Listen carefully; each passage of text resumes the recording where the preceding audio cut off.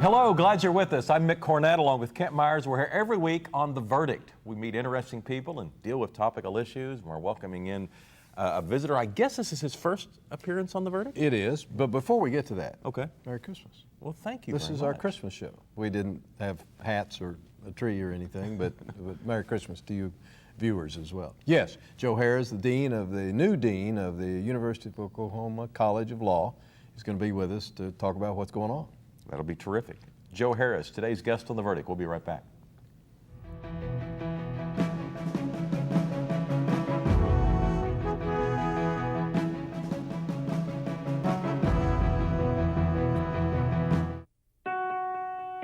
Natural gas is the gateway to a better world of energy. Instead of waiting, natural gas moves us forward now. Instead of finding ways to make dirty energy cleaner, natural gas simply is cleaner.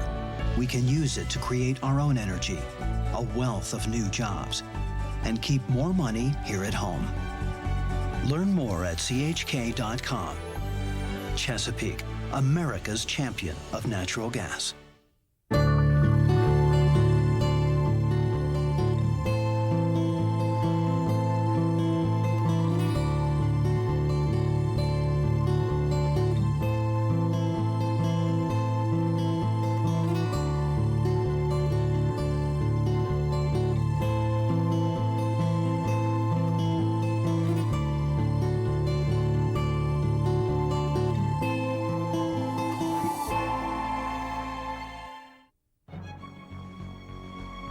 Wilsey, Meyer, Eatman, Tate.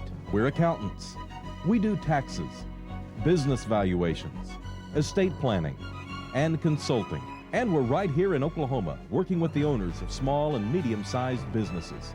Steve Wilsey and Stuart Meyer have the resources and the experience. Wilsey, Meyer, Eatman, Tate in Oklahoma City and Tulsa.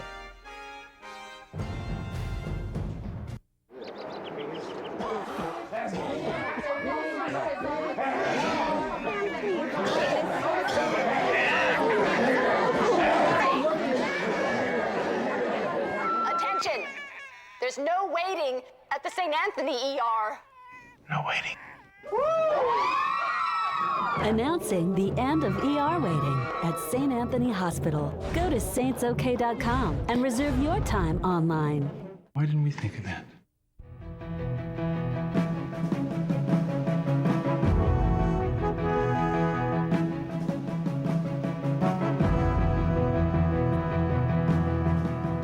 Mick Cornett back on the set of The Verdict with Kent Myers, and Kent's going to introduce today's guest. Today we're really pleased to have a longtime friend and a new guest for us on The Verdict, Joe Harroz. Joe is the 12th Dean of the University of Oklahoma College of Law. Joe did his undergraduate work at the University of Oklahoma, where he was Phi Beta Kappa.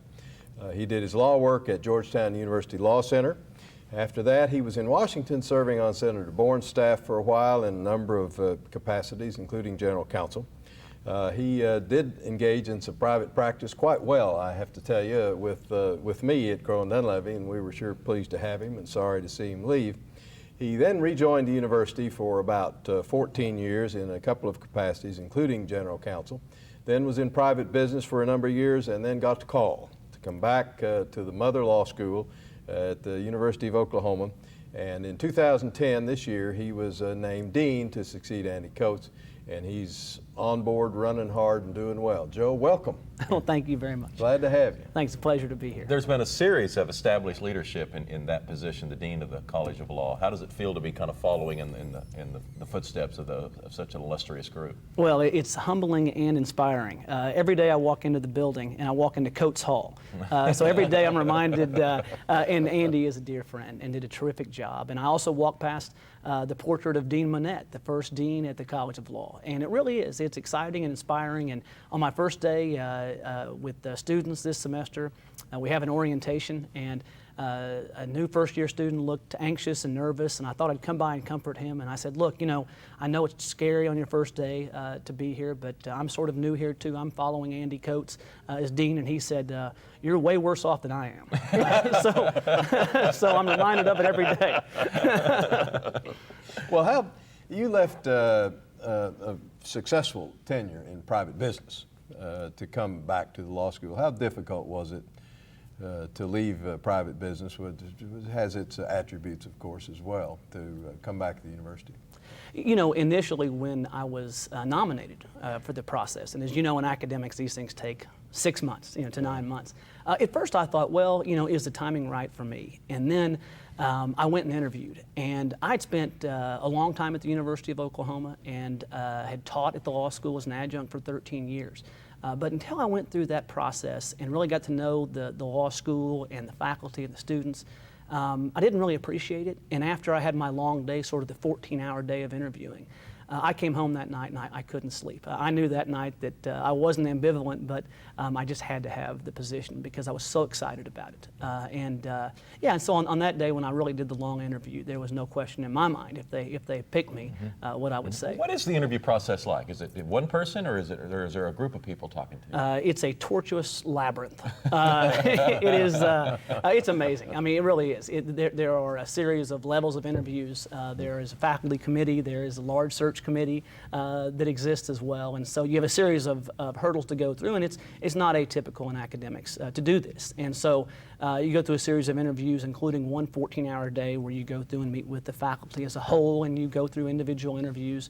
You also interview with the president and provost, and those are both long. Well, and not every school president is as well versed in law as the University of Oklahoma's president. So I guess that's kind of an added element to it. I would imagine he's probably more hands-on with this position than he might be another position in the university. No, he absolutely is. Having been a product of the College of Law from the class of '68, he is well versed in the law, and he understands, I believe, the meaning and import of having the state's only public college of law. And so, I think it does carry significance, and was fortunate to know him going into the interview process.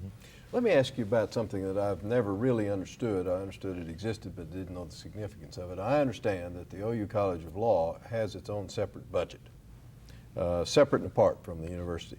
I mean, obviously you're part of the university, Right. but you have your separate budget. What does that mean, and is that good or bad? Well, I think it is significant both symbolically because it is the state's law school, and it's also important during budgetary times because it operates sort of on its own under the Board of Regents of the University of Oklahoma. So when you look at how OU is funded, there are 3 budget units. There's Norman Campus, there's the Health Sciences Center, and then there's the law school. And I think being the professional school, it's a distinct status. Are the deans involved in the fundraising aspect of higher education? They are. Whenever people ask me, what is the job of being a dean? What do you do? I always tell them sort of shorthand, it's like being the principal and fundraising. So, going out, especially in today's environment, going out and being able to raise funds to have friends and alumni give back is a critical part of the job because those are precious resources to really accelerate your mission. Now, you have a group that you've been kind enough to include me in called the Board of Visitors. And it's a very, with present company accepted, it's a pretty heavy-duty group of investors and lawyers and judges and the like. To what extent does the Board of Visitors' comments to you, they have no official authority, to what extent do their comments or views weigh on what you do? Well, you as one of my mentors, it weighs heavily every time you speak to me. But honestly, the Board of Visitors represents really the alumni as a whole, and they help. I mean, they are the icons in the law. They are those that have graduated from the law school that really are trustees of the College of Law. So what they say matters both because what they have to say is significant and also because what they say creates waves and is a reflection of what others are thinking and also is a way of getting your message out. So it's absolutely essential. How is your day divided up time-wise? What are the responsibilities that you have required? The responsibilities include sort of all aspects of sort of being that principal with fundraising duties. So there's always a segment of the day that has to do with the academic component. What is the curriculum? How do you work with those committees that do that? Really the academic side, scholarship, instruction. And then you have a component that's student-oriented. So it's the recruitment of students, it's the scholarships for students, it's student activities and that like. And then you have the component that's external. It's going out, it's dealing with the alumni, it's trying to increase their participation, and also the fundraising aspect. So it really is, it's a really, I had no appreciation for it until I actually did it. Having worked with deans for almost 15 years, I thought I understood their role very well, but I really didn't. It's a very exciting, very dynamic position.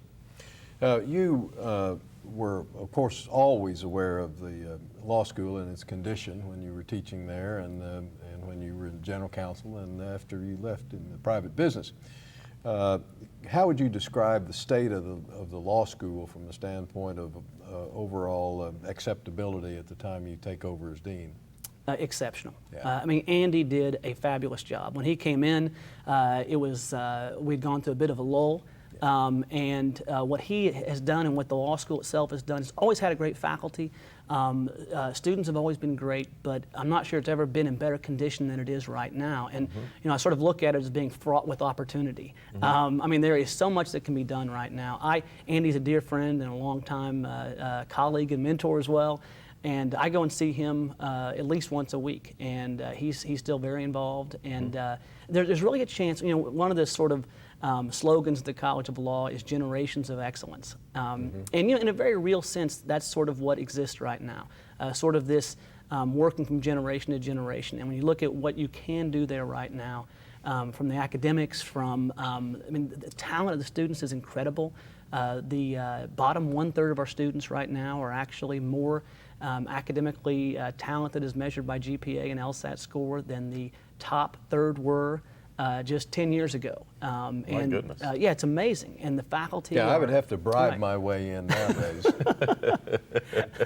But really, if you sort of take it, you know, from the academics we have, I mean, unbelievably talented, not just teachers, they're great teachers, but also authorities in fields, nationally and internationally. It's really an exciting time. Joe Harroz is the Dean of the University of Oklahoma College of Law. We'll have one more segment with him when we return.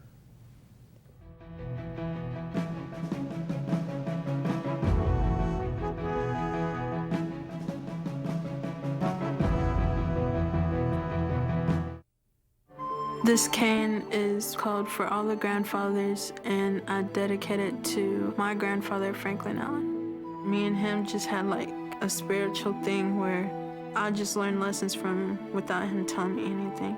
The 3 dots on the feather represent my immediate family, and as my grandfather told me about the Chickasaws, that family is the most important thing. To me, the eagle sees everything, as our elders do, also representing my grandfather and his bravery in the Korean War. I actually just started on the wings for the eagles, and that's when my mother called and told me that he passed away. He took his journey. It's like somebody watching you when nobody's there. I guess he wanted me to finish it, so I finished it. He's been with me ever since. It shows how strong a Chickasaw family can be. What's your idea of security? A good-paying, sustainable job, a solid economy, less dependence on foreign energy? We can achieve it with the help of one industry, American oil and natural gas. It creates energy, jobs, and a strong economic base we can rely on. New technologies open vast reserves that will supply our energy needs far into the future. Because security, by every definition, is worth protecting.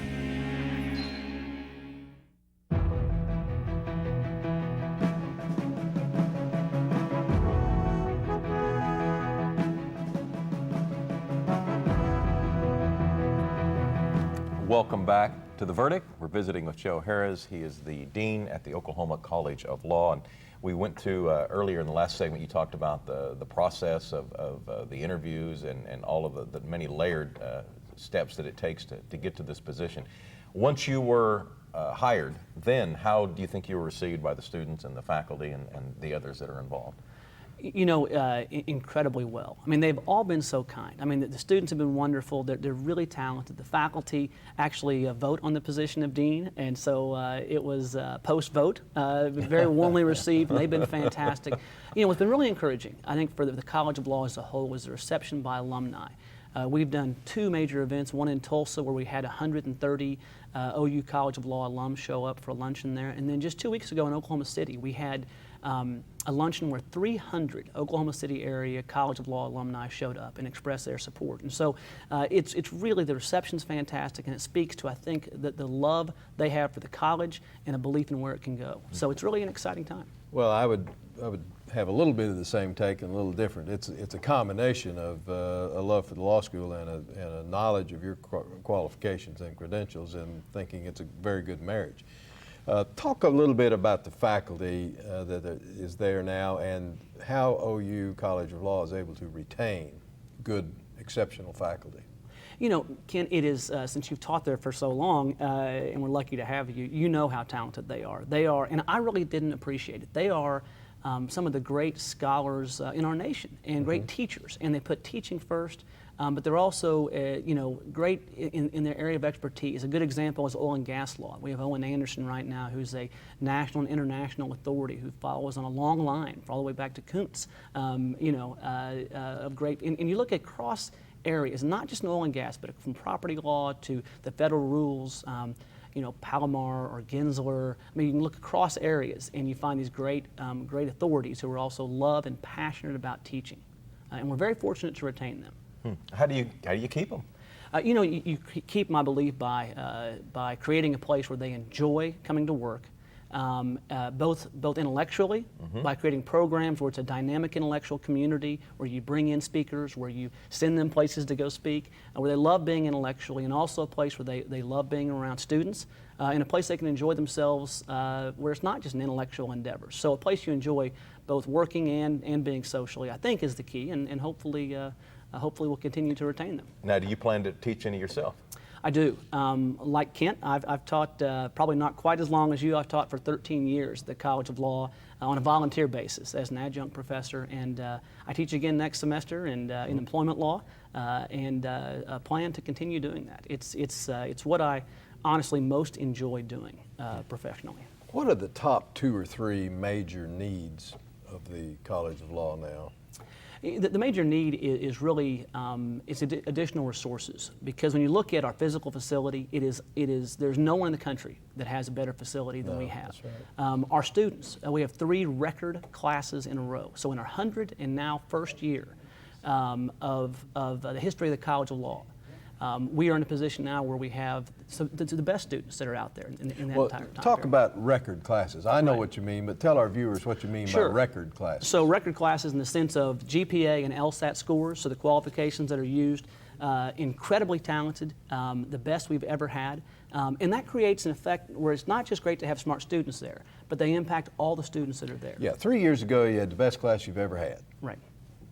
2 years ago, that class was better than the one before, and this year the class is better than the 2 that have gone before. So it's just continuing, the quality is continuing to increase. Right, and in terms of needs, it really is this chance to me, it's a matter of communicating values. I mean, a big part of this is making sure when you have this kind of talent, to make sure that they understand the role of lawyers in society, that it's not just a money-making enterprise, but a profession of service. And one thing we did this year for the first year, in the first couple of weeks that we were there, is we had a formal convocation where all the faculty came in their formal regalia, the students came in, President Bourne was there speaking, Vice Chief Justice Taylor spoke, and I spoke. And the message to the students was, this is a profession where you serve others, not just yourself, where you serve the individual client, and where you serve society. And so I think, big need is to make sure we train those folks, and then also to provide in this changing, Friedman flat world, to make sure that we train lawyers to have a global view. I mean, even if you're practicing in a small town in Oklahoma, with the way the world works today, having that training about how the law works throughout the world is very important. We talked with President Henry of Oklahoma City University recently about the ever-rising costs of providing education, and every time you start talking about the higher level of standards and the higher academic requirements, you just almost invariably assume that the cost of achieving one of these educations is going to go up too. How do you weigh the cost of what you're passing on to your students? Right. So the sort of dual concerns. I mean, the state contribution to the education continues to decrease, and so the cost does go. Does that mean by percentage? As a percentage. Yeah. 15, 20 years ago, a student sort of footed about 30% of the bill, and the state picked up the rest. Now, the state contribution is about 37%. So from about 70% to about 37%. Is it across the board, regardless of which college you're speaking about? This is a College of Law, although it's a trend across all the areas. And so the key is you can't sacrifice quality, because quality is absolutely critical. And so the key really is to do your best to control costs and also go out and raise scholarship money, because as the state's law school, if you think about who we produce and the leaders that are produced from the College of Law, they've really transformed the state. And so it's important to have a great state law school that is affordable, that offers high quality. And one of the ways to get there really is to find scholarship dollars so you attract students coming in, and when they leave, they get to pursue their interests, be it public service or whatever, not just a position that pays the most money to pay back loans. So it's a really important role the law school has, and one that we have to work to keep quality up, but also contain cost. About how many students in this year's first year class? We have 174 in this year's entering class. Is that about the target where you think you'll keep it at about the 170, 175 level, or do you envision major changes? No, that's about right. You know, 5 or 10 years ago, the entering class size used to be around 240 students, and that class size was reduced. And the effect and the impact is you have more resources dedicated to teaching those students and a better result as it works. Right now, our average first-year class size is 44 students, with some classes in research and writing being half of that. And that compares incredibly favorably to other schools across the country of comparable caliber. They're usually twice that size. So it really does provide for a much more productive and meaningful environment. I'm sorry, go ahead. So what do you see as the biggest challenges facing the College of Law in the next 5 years? It really is. It's seizing the opportunities that exist. We're so well positioned right now. It's a matter of seizing those opportunities. It's a matter of keeping the cost down, as we discussed, and the quality up, and making sure that we understand the role of the state's only public law school. Right? And so we have to reflect society. Right now, 21% of our student body is minority. We have the most Native American students of any law school in the country. And so we have the high LSAT scores and the high GPAs, but we actually look at the whole file, because we have a role as the state's law school, and we have to reflect society and make sure we're producing those people that can come out and help lead the state. When you look at sort of the leaders in the state, from 5 governors to 12 members of Congress, 3 U.S. senators. When you look at 6 current sitting college presidents, including the president of OSU, Burns Hargis, and the president of OU, David Boren, OU's law school produces these leaders of our state: business, education, government, all aspects. And so quality and affordability are absolutely critical to both the law school and our state as a whole. And we hear on the news all the time about unemployment. You're producing 170 or 175 lawyers a year. Are they finding jobs? They are. There has been an impact. So 2 years ago, the percent of our law students that graduate that have jobs, and they measure it within 9 months of graduation, right, that are employed using that metric, was 95%. Just a phenomenal statistic. That number, we just submitted the report, is just a little above 90% for this year. So when you look nationally on a comparative basis, we are still doing a really good job of getting them out there. Now, you know, one thing we're looking at is, let's be realistic, our wages coming down some, and that's one thing we're looking at. We don't track that as well, but over 90% have found employment during that time period, and that's encouraging. All right, Joe Harroz, thanks very much for coming on The Verdict. Thank you all very much. Thank you, Joe. He is the Dean of the University of Oklahoma's College of Law. Kent and I'll be back with a final word right after this. You're watching The Verdict. Stay with us.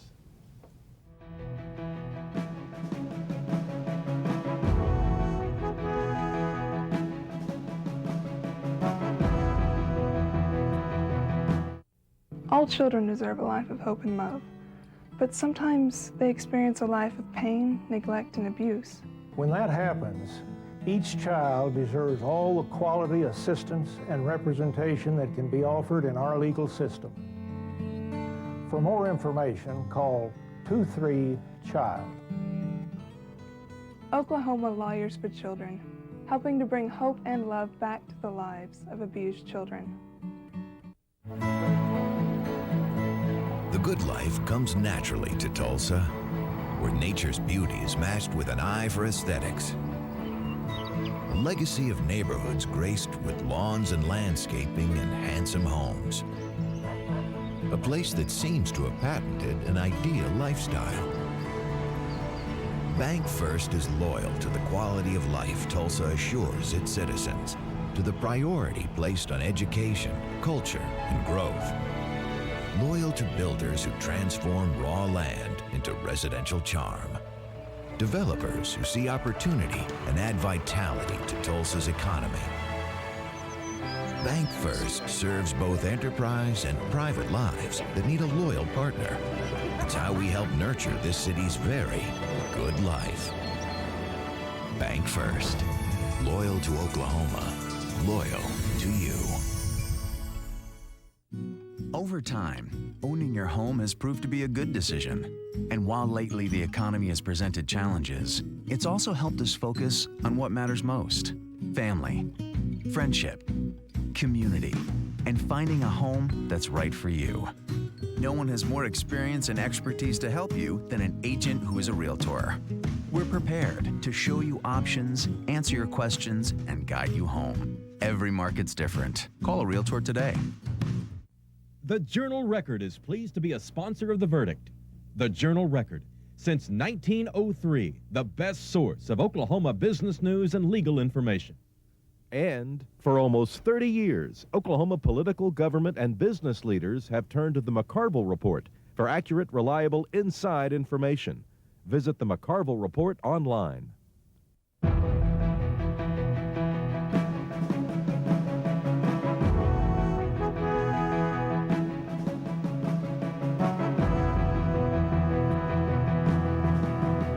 Joe Harroz has been our guest on The Verdict today. He's a new dean at the University College of Law, and of course you and I are both friends of Andy Coates, the former mayor of Oklahoma City, who has served in that capacity, and those are big shoes to fill. Well, they are. Andy came into a tough situation and made it wonderful. But Joe is coming in, admittedly, in a product that's in pretty good shape, but he has the capability, the drive, the enthusiasm to make it even better, and I know he will. His acceptance down there is extraordinary from the faculty and the staff. I'm sure our viewers can tell, he's very likable and very competent. For more information on Joe or the University of Oklahoma's College of Law, you can go to their website. It's law.ou.edu. That's law.ou.edu. We'd love to have you go to our website also, theverdict.tv. Tell us about a guest you'd like to see on an upcoming edition. That's going to do it for this week's show. For Kent Myers, I'm Mick Cornett. Thanks for joining us this week, and we'll see you next week on another episode of The Verdict.